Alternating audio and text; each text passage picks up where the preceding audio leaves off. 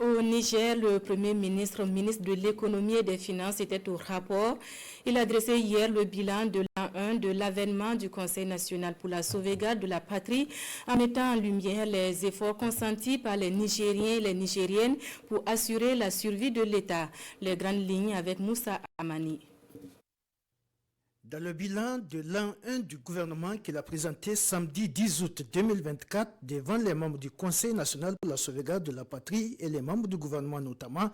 le Premier ministre, ministre de l'économie et des finances, Ali Maman Lamine, a d'abord rendu un vibrant hommage au peuple nigérien dont la mobilisation exceptionnelle autour du CNSP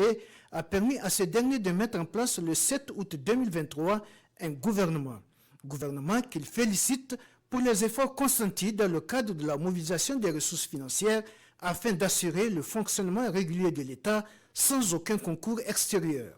Nous avons en effet compris qu'un peuple digne sait pouvoir compter d'abord sur ses propres forces pour mériter respect et considération. Et c'est ce que nous avions fait durant l'année écoulée pour mobiliser exclusivement à l'intérieur de notre pays les ressources financières qui nous ont permis, grâce à une gestion rigoureuse et vertueuse, d'assurer le fonctionnement régulier de l'État. Le Premier ministre a également évoqué la relecture de notre diplomatie afin de réajuster le positionnement géopolitique et géostratégique de notre pays. Afin de rompre la digue censée nous encercler, le CNSP et le gouvernement avaient rapidement procédé à une relecture de notre cap diplomatique afin de réajuster le positionnement géopolitique et géostratégique de notre pays. La défense et la sécurisation de notre territoire par les forces de défense et de sécurité a connu une avancée significative pendant ces 12 mois d'exercice du gouvernement, a indiqué le Premier ministre Ali Maman Lamine, un exploit des FDS qui mérite d'être souligné, a-t-il précisé. Notre armée a fait l'exploit, avec le soutien de son peuple, de faire quitter de notre pays les forces françaises qui avaient reçu l'ordre de ne pas partir et de les convoyer sur 1500 km sans qu'un seul coup de feu ne soit tiré. Il faut tirer le chapeau.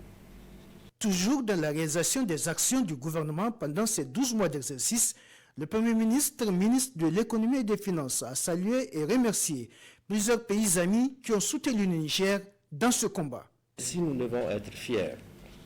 de notre résilience, de toutes les ingéniosités de notre peuple pour rester debout, nous devons également saluer et remercier la solidarité, la générosité et les sacrifices consentis à notre égard par des pays amis au moment où nous avions grandement besoin. Parmi ces pays, il y a nos voisins et frères de la République du Mali, du Burkina Faso, avec qui nous subissons des épreuves imposées à notre existence commune. Grâce à ces actions concrètes réalisées avec le soutien des partenaires, le Niger est aujourd'hui respecté et a acquis une bonne considération sur le plan international, car le message de liberté et de paix que le peuple a transmis au monde entier a été bien compris, a souligné le Premier ministre Ali Maman Lamine, avant d'appeler les Nigériens à travailler davantage dans l'union des cœurs et des esprits afin de mettre en œuvre la vision du président du CNSP, chef de l'État, le général de brigade Abdou Dani, pour l'avènement d'un Niger de paix et de prospérité.